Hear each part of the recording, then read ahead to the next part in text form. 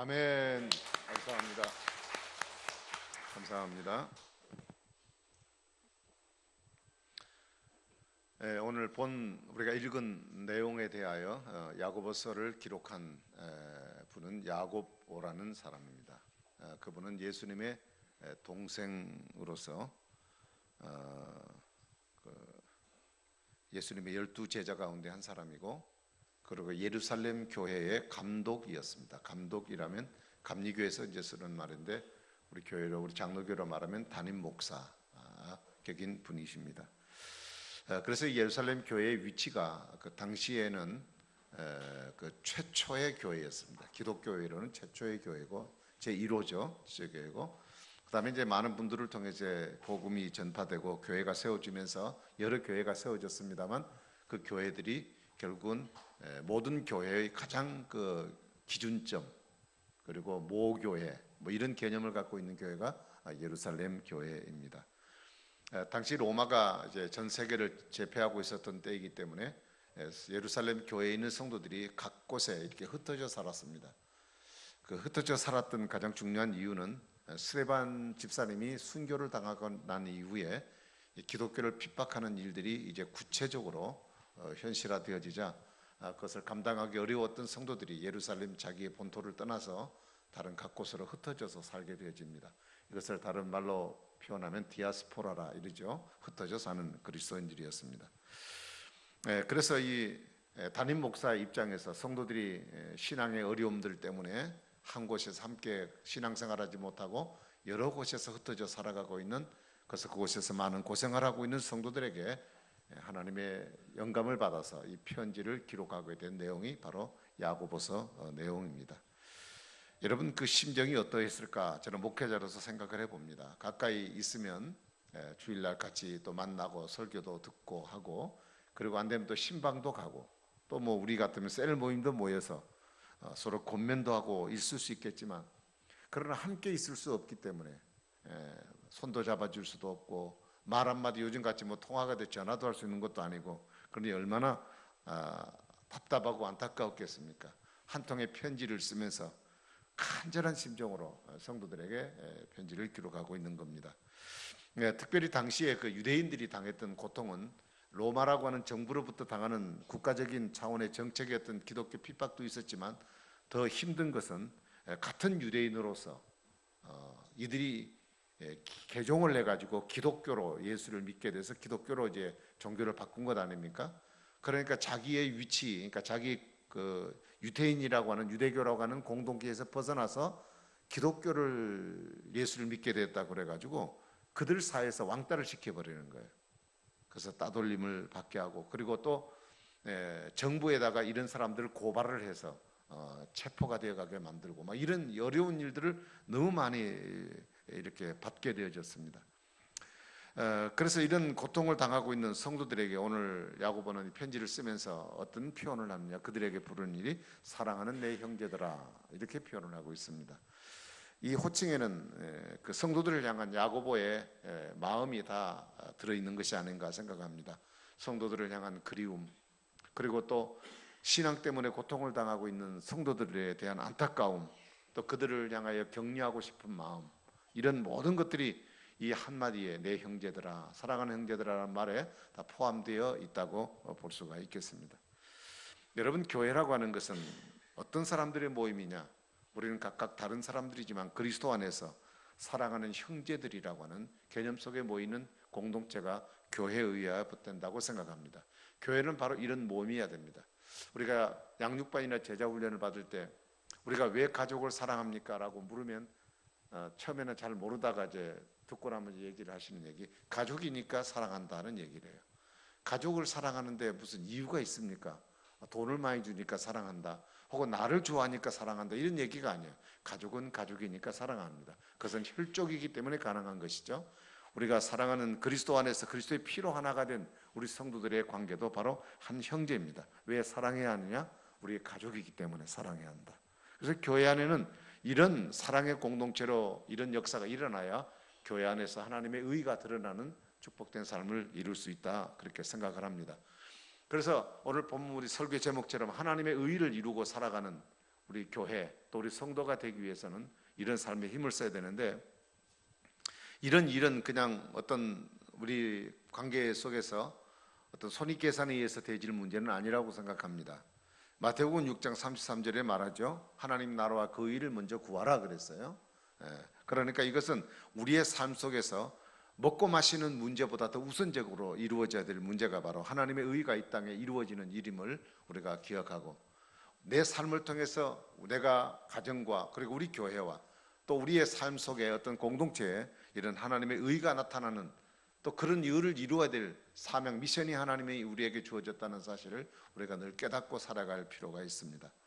자, 그러면 교회를 세워나가는 데 있어서 성도들이 서로 사랑하는 사회가 되고, 그래서 그 관계를 통해서 하나님의 의가 우리의 삶 속에 이루어지게 하려면 어떻게 해야 될 것인가 하는 문제에 대해서 성경은 두 가지로 이렇게 말씀을 하고 있다, 그렇게 생각을 합니다.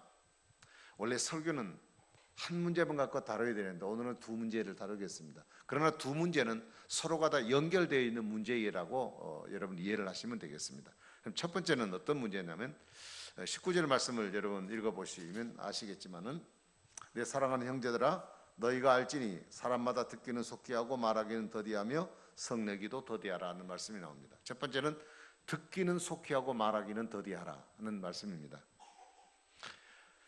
듣는 것은 빨리빨리 듣고 듣는 것은 많이 듣되, 말하는 것은 좀 기다렸다가 더디하라, 그런 얘기예요. 근데 우리는 어떻습니까? 듣는 것은 더디하고 말하는 것은 따발동처럼 다 속히 하는 경우가 참 많습니다. 왜 우리가 말하는 것은, 남이 말하는 건 늦게 듣고 더디하고 말하는 것은 속히 하는가? 그 의미를 가만히 생각해 보면 그렇습니다. 남의 말을 가로채거나 내가 말하기를 속히 하는 이유들은 뭐냐면 내 생각이 다른 사람의 생각보다 옳다고 생각하기 때문에 그렇습니다. 그래서 이런 마음을 가진 사람들은 다른 사람을 존경하거나 그리고 다른 사람에 의해서 양보하고자 하는 마음이 없습니다. 이런 과정에서 생기는 게 뭐냐? 오해가 생기고 다툼이 생기고 분쟁이 생길 수밖에 없는 것이죠. 근데 반면에 듣기는 속히 하고 말하기를 더디한다는 것은 다른 사람의 의견을 존중한다는 뜻이죠. 그리고 그를 신뢰한다는 거예요. 그래서 그의 말에 대해서 내 의견을 포기할 수도 있고 양보할 수도 있다는 얘기입니다. 그러니까 듣기는 더디하고 듣기는 속히 하고 말하기도 더디한다는 그 속에는 자기 희생이 들어있는 거예요. 자기 희생이. 그래서 우리 공동체가 사랑의 공동체가 되려면, 이 사랑이 싹이 트고 신뢰가 형성되려면 바로 자기 희생이 있어야 돼요. 그래야만 그것이 가능하다는 것입니다. 여러분, 어떤 사람이 말을 하는데 말을 내가 잘 안 듣고 뭐 다른 짓을 하고 있다, 다른 행동을 하고 있다는 것은 무슨 뜻입니까? 내가 그를 존경하지도 않는다는 뜻입니다.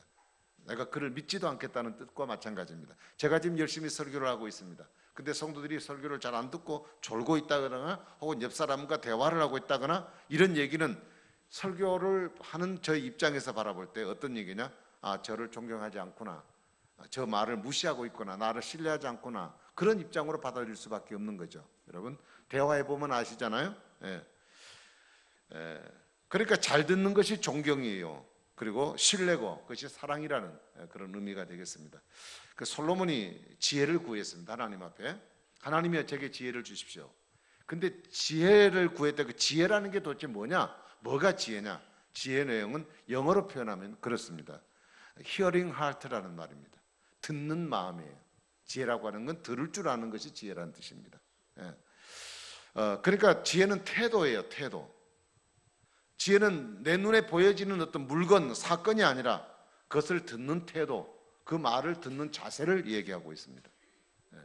여러분, 다른 사람의 얘기를, 지혜를, 우리가 자세를 듣는 자세를 갖고 있으면 내 속에 그 사람의 지혜를 통해서 들어지는 것을 통해 내 속에 지혜가 쌓이는 겁니다. 3살 먹은 애들에게도 배울 게 있다는 말 있잖아요. 들으면 지혜가 생겨요. 뭐 요즘 제가 좀 이제 잘 안 갑니다만, 저는 제가 이 세미나 같은 데 많이 갔습니다. 세미나 간 이유가 그렇습니다. 이유는 그렇습니다. 제 이익을 위해서입니다. 어떤 주제를 하나 가지고 제가 연구를 하려면 많은 책을 사서 봐야 되고 그 시간이 상당히 많이 걸립니다. 근데 그 주제를 가지고 세미나를 하면 그분이 연구해냈던 것을 발표해요. 그래서 가서 들으면 제가 몇 시간만 앉아 있으면 그 사람이 몇 달 동안 혹은 어떨 때는 1년 동안 그것 때문에 연구했던 것들을 저는 몇 시간 동안 얻을 수가 있어요. 그러니까 이 듣는다는 것이 얼마나 중요한지 몰라요. 예. 그래서 여러분, 듣는 것은 내 삶 속에, 내 자신 속에 지혜를 쌓아놓는 일이다. 예. 때로는 그 말이 나와 동의되지 않은 부분이 있다 할지라도 그래도 들어놓으면 듣는 것은 나에게 지혜를 갖게 만드는 것이라고 볼 수 있습니다. 그래서 이 교회라고 하는 것은요, 자기 주장과 고집이 있는 곳이 되어서는 안 됩니다. 항상 다른 사람을 배려하고 딴 사람이 얘기를 들을 줄 알고, 그래서 그 속에서 하나님의 뜻을 찾는 노력이 있는 곳이 바로 교회가 되어야 한다고 생각합니다. 그래서 우리가 정말 말하기를 더디할 필요가 있습니다. 잠언 10장 19절에 보니까 말이 많으면 허물을 면기 어렵다고 그랬어요. 말 많이 하는 사람 치고 말에 건질 것이 별로 없다, 뭐 그런 얘기 아니겠습니까? 말을 많이 하면요, 그 말이 자기에게 나중에는 올무가 되어집니다. 또 한 번 내뱉은 말은 다시 주워 담을 수가 없어요.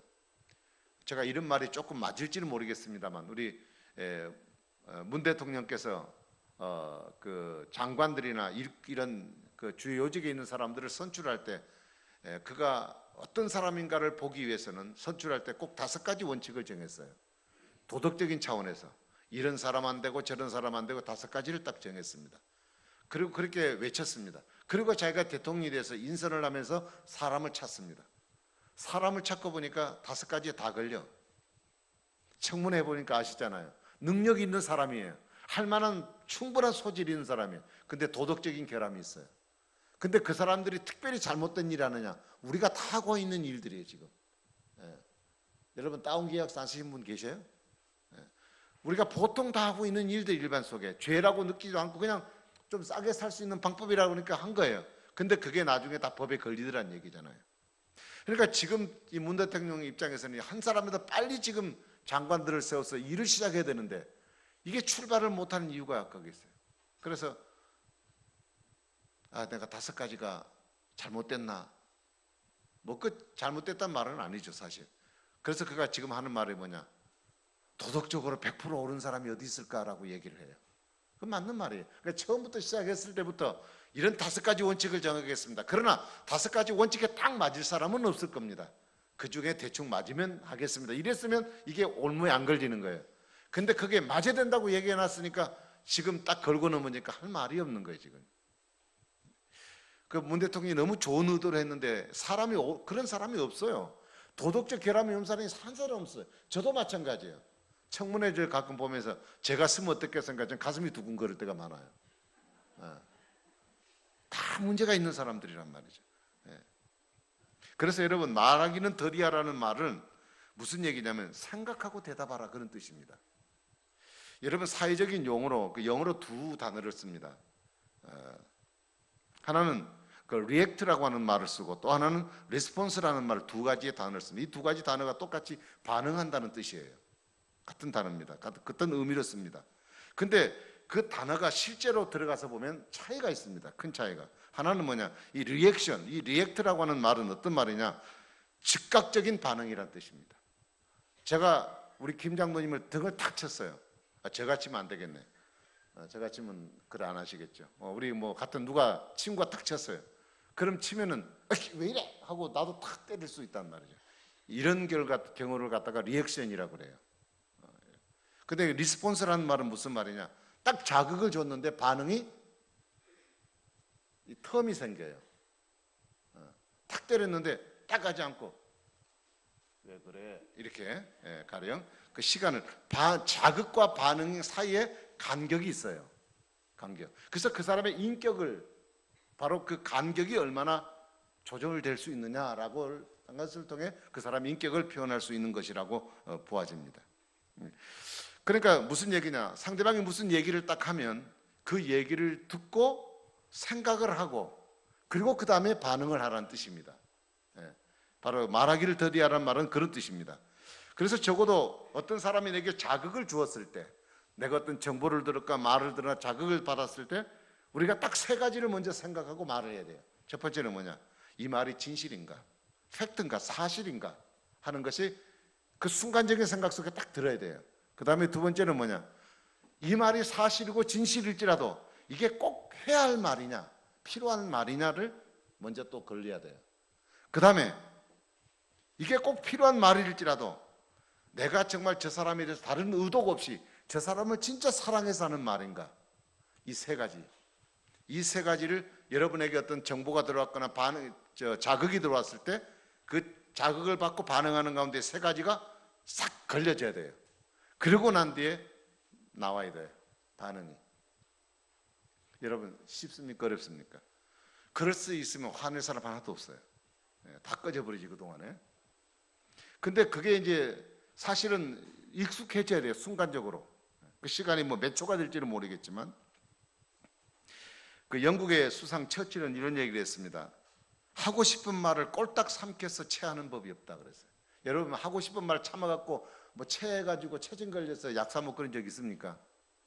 나중에 하고 싶은 말 참아서 나중에 말하면 나중에 너무 잘했다 그런 말이 들어요. 마음이 들어요.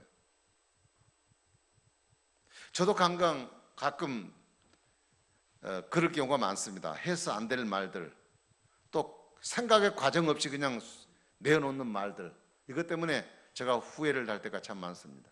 제 아내 가끔 또 그런 얘기를 하더라고요. 제가 마음이 좀 이렇게 좀 폰하고 좋고 안정되어 있을 때는 말해도 끝까지 듣고 쭉 듣는데, 어떤 조그만 마음이 생겨나 내 마음이 지금 굉장히 안 좋은 상태에 있을 때, 가령 기분이 썩 그렇게 안 좋을 때 있을 때 상대가 얘기하면 그 말을 딱 말을 알았어 그리고 딱 답을 해버려요. 근데 의중을 알고 하는 것처럼 얘기하죠. 그러니까 상대는 말하다가 딱 가로채니까 기분이 되게 나쁜 거죠. 네. 조금만 좀 참고 생각을 했더라면 내가 이런 실수를 하지 않았을 텐데 라는 생각을 가질 때가 있습니다. 그러고 보면 우리가요, 영적으로 아무리 충만하고 아무리 온전한 삶을 산다고 스스로 내 자신이 만족하고 자신만만해도 내가 이 혀를 재갈에 물리지 않으면 우리는 경건에 이를 수가 없다는 것을 알 수가 있습니다. 이 혀가요, 이 재갈을 물리할 만큼 굉장히 어려운 일이에요.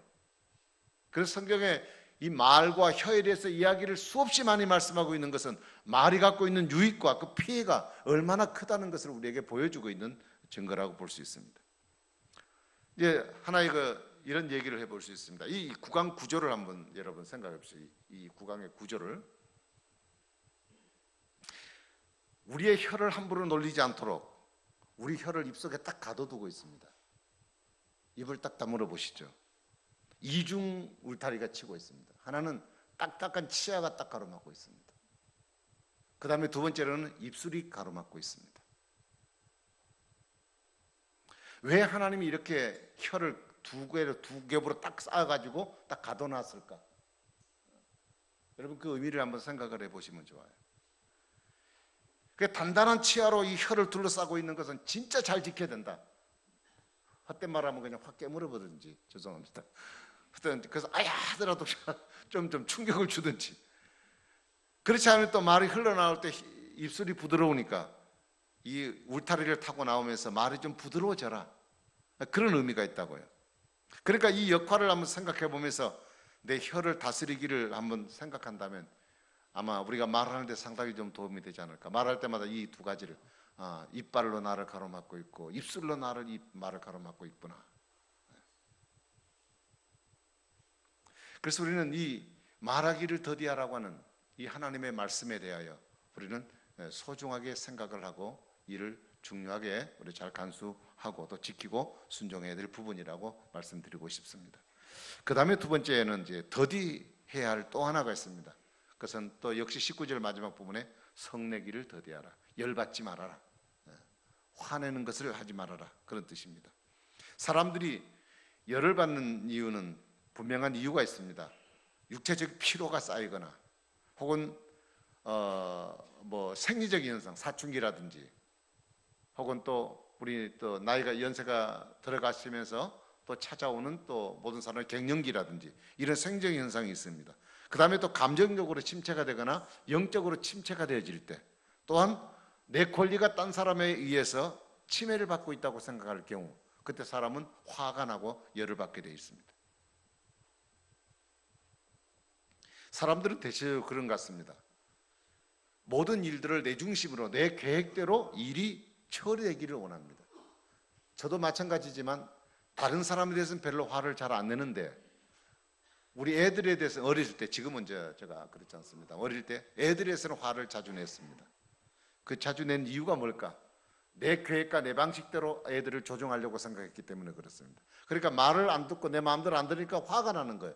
딴 사람은 그렇게 해도 딴 사람이니까라고 생각하니까 화를 낼 필요 없지만 내 자신은 그렇게 안 되는 거예요.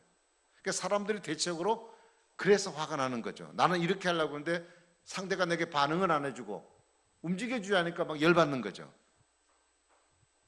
그러나 여러분, 인생이라고 하는 것이 나 혼자 독단적 생각으로 인생을 사는 게 아니라 다양한 사람의 관계 속에 살아가요. 그러니까 내 생각을 상대방에게 설득해 나가기 위해서는 그렇게 쉽게 풀리지 않은 문제입니다. 이것은. 그래서 분노한다는 것은 뭐냐? 다른 사람을 먼저 배려해야 될 우리 자신이 나의 감정을 먼저 첫 자리에 두기 때문에 생겨지는 문제라고 생각을 해봅니다.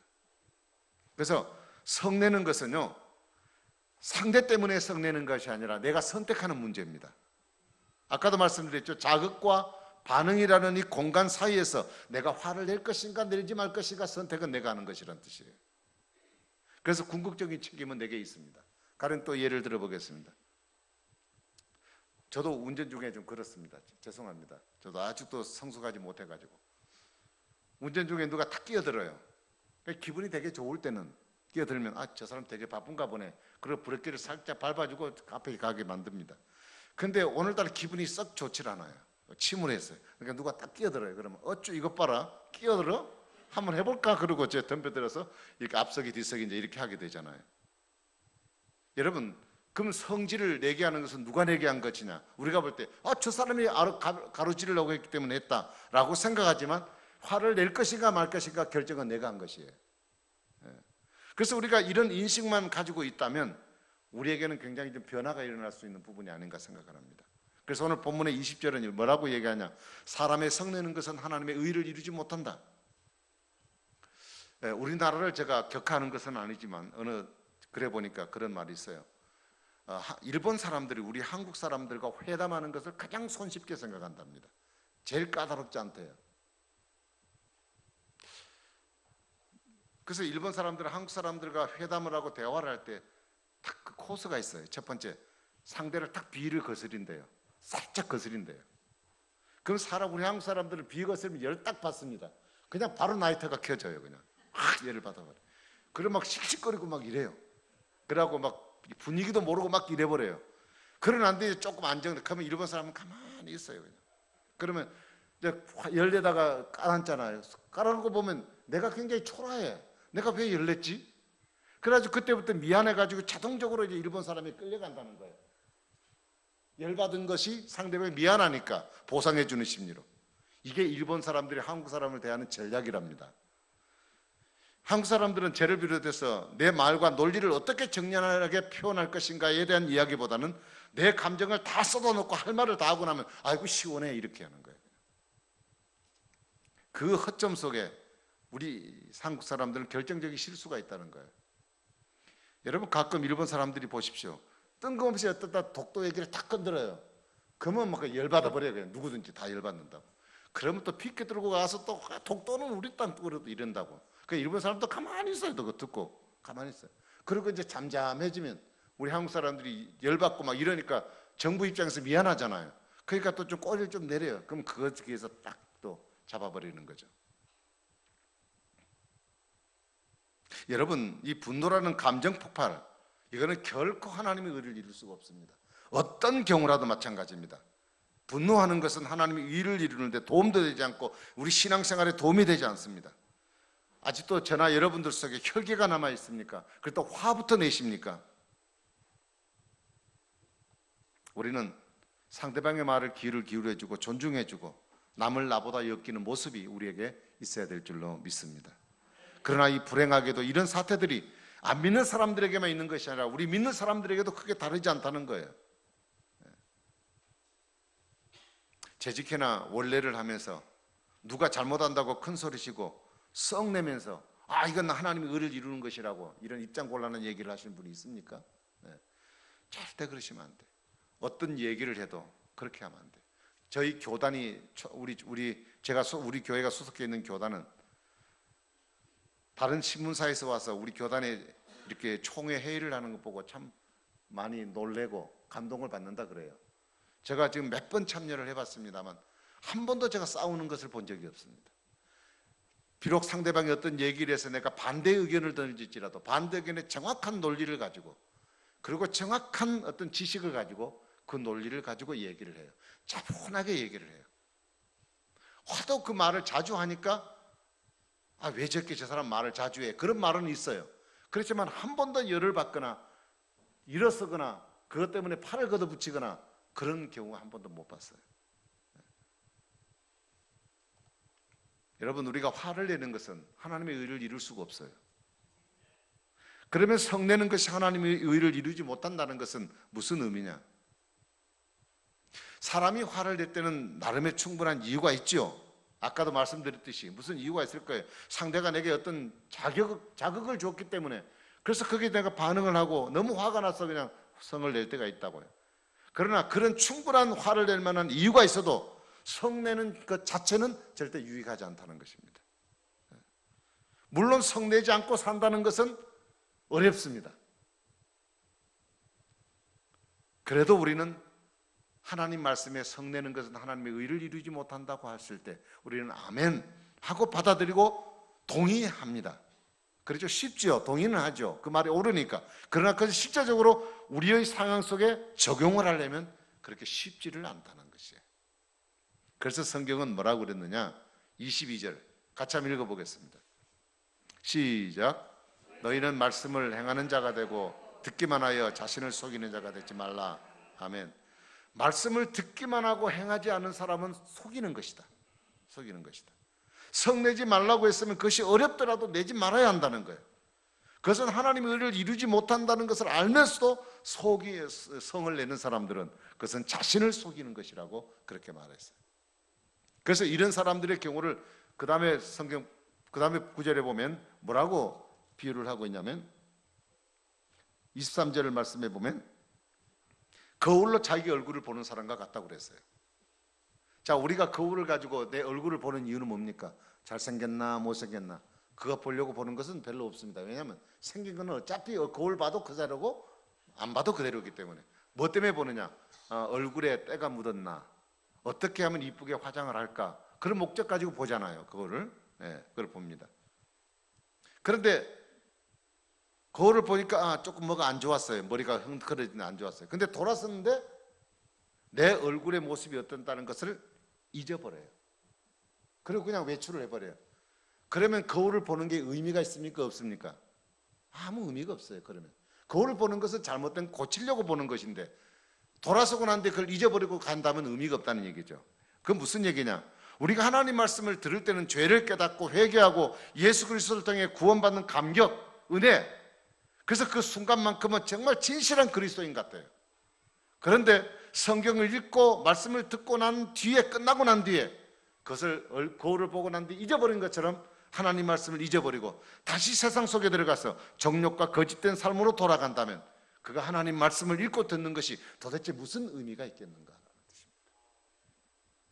그래서 여러분, 진정한 그리스도인이라는 것은 뭐냐?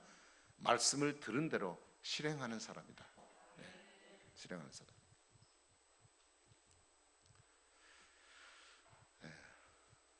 좀 끝내야 될 것 같습니다. 아까도 말씀드렸지만 흩어진 유대인들이 핍박 때문에 각 곳으로 흩어졌다고 그랬잖아요. 근데 가장 괴롭혔던 사람들이 자기 동족이라고 그랬어요. 그러니까 너무 심하니까 박해를 받고 있는 입장에서는 막 좀 화가 나요. 어떻게 동족끼리 이룰 수 있는가? 그래서 막 이렇게 씩씩거리고 화를 낼 수 있어요. 그런 부분에 대해서 너희가 그 사람들에 대해서 대적을 하면, 분노하고 대적하면 하나님의 의를 이룰 수 없다고 성경은 말을 해요. 그러면 그 핍박자들에 대해서 어떻게 대해야 될 것인가 하는 문제에 대해서 성도들은 영혼을 구원할 말씀을 간직한 사람들이라는 얘기예요. 그래서 여러분들, 가장 절친한 친구에게 돈을 빌려줬는데 돈을 주질 않아요. 그러면 우리는 대체적으로 어떻게 합니까? 쫓아가서 팔 걷어붙이고 화내가지고 막 그냥 이렇게 얘기를 하고, 요즘에는 법적으로 그렇게 못하게 돼 있다네요. 법적으로. 법적으로. 그렇게 어쨌든 그렇게 막 화를 냅니다. 여러분, 그런 경우는 그렇습니다. 감정적으로 화가 나가지고 막 가서 막 해대고 이러지 마시고 정당한 법적 절차를 밟으시면 돼요. 그리고 나는 법에 맡기고 그냥 가만히 있으면 돼요. 왜냐하면 그가 언제까지 혹은 뭐 때문에 어떻게 주겠다고 약속을 했는데 해도 안 주니까 이제 법적 절차를 밟아서 그것을 해결하는 겁니다. 내가 그냥 없는 것을 하겠다 그러면 다행이지만 꼭 받아야 될 경우는 그렇다니. 근데 그렇지 않냐고 막 가서 내가 인간적 감정으로 그 문제를 해결하려고 덤벼드는 것은 결코 유익하지 않다는 뜻입니다. 여러분, 우리가 하나님 말씀을 통해서 내 삶에 하나님의 의를 이루어지게 하기 위해서는요, 억울한 일도 참아야 되고요, 때로는 손해볼 때도 참아야 되고요, 이게 자기를 부인하고 십자가를 지는 삶을 우리가 고수하지 않으면 정말 이룰 수 없는 문제들입니다. 그래서 오늘 본문에 이제 결론적으로 우리 그리스도인의 경건이 뭐냐? 참 그리스도인이 되는 게 뭐냐? 그리스도인의 진짜 경건이 뭐냐? 그것은 마땅히 지켜야 될 것, 이렇게 얘기했습니다. 그러니까 경건이라고 하는 것은 스스로 내가 경건한 척해서 경건한 것이 아니고, 경건이라고 하는 것은 믿음의 도를 행동으로 실천함을 통해서 영적인 우리 그리스도인의 경건이 이루어지는 것이라고 말씀하셨어요. 그래서 마지막 절에 뭐라 그럽니까? 고아와 가부, 즉 사회에서 가장 힘없고 어렵게 살아가는 사람들의 힘이 되고 친구가 되어주는 것, 그리고 내 자신의 삶이 이 세상 속에 물들지 않고 구별되게 사는 것. 여러분, 성경을 많이 알고 지식이 있다고 해서 경건한 게 아니에요. 기도 많이 하고 능력 받았다고 해서 경건한 게 아니에요. 참된 경건이라고 하는 것은 하나님 말씀을 듣고 그 말씀대로 행하는 삶 속에 경건이 있습니다.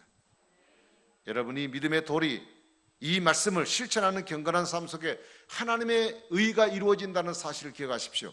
내 삶을 통해서 위대하신 하나님의 의가 이루어진다는 것은 얼마나 영광스러운 일인지 모릅니다. 이 거룩하신 일, 하나님의 의를 이루는 삶을 위해서 오늘도 하나님의 주신 말씀을 부여잡고 그 말씀을 지키기 힘들어도 하나님께 기도하며 그리고 순종하는 마음을 가지고 믿음에 실천하는 여러분 되시기를 주님의 이름으로 축복합니다. 기도하겠습니다. 자비로우신 하나님 아버지, 우리가 하나님의 의를 우리의 삶을 통해서 이룬 일들이 이렇게 쉬운 일은 아니지만, 그러나 주님은 우리를 통해서 그 일을 이루겠다고 말씀하셨습니다. 그래서 우리에게 말씀을 주셨습니다. 우리는 도를 붙들고 하나님 말씀을 붙들고 살아가는 사람들입니다. 우리에게 주신 말씀, 우리가 이해되어지고 받아들여진 말씀, 우리의 삶 속에 잘 실천하여 우리의 생활을 통해 하나님의 의를 이루는 복된 성도들 되도록 축복하여 주시옵소서. 무엇보다 이 일들을 감당하기 위해서 우리는 말하기는 더디하고 듣기는 속히 할 수 있게 하시고, 우리가 성내는 일도 더디함으로 우리의 공동체 관계 속에서, 우리 모든 사람들의 관계 속에서 하나님의 의를 이루는 믿음의 사람들이 되게 하옵소서. 예수님 이름으로 간절히 기도하옵나이다. 아멘.